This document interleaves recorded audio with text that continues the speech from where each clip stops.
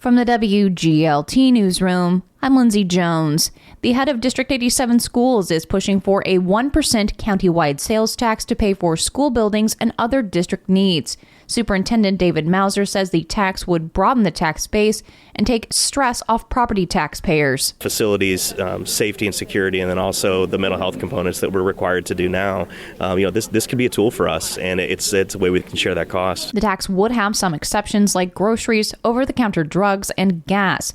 If school districts across the county advance the proposal, voters could consider it in the April municipal election.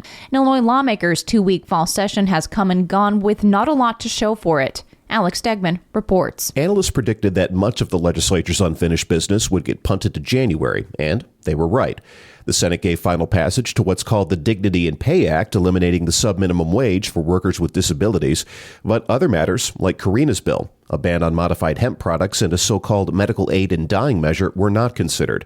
The State House and Senate are scheduled to come back to Springfield once more before this 2-year term ends for good. They'll have a lame duck session for a few days starting January 2nd, and the new General Assembly gets sworn in on the 8th.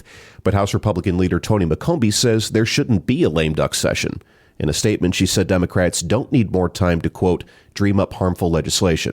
I'm Alex Stegman. And climate change is affecting the migratory patterns of birds. Illinois State University biologist Pierman Yetlis-Bach says when birds leave a winter territory can affect the breeding cycle because the food supplies of seeds and insects might be different. Birds tend to arrive earlier in spring and stay longer in fall in a certain area. It's especially pronounced for birds that don't migrate very far, those that winter in the southern United States. For birds that migrate from South America, that trend is less pronounced. Yetlis-Bach is teaching a new course on how to identify the birds of Bloomington Normal, sponsored by the Grand Prairie Bird Alliance, a central Illinois chapter of the National Audubon Society. It has 5 classroom sessions. I'm Lindsay Jones.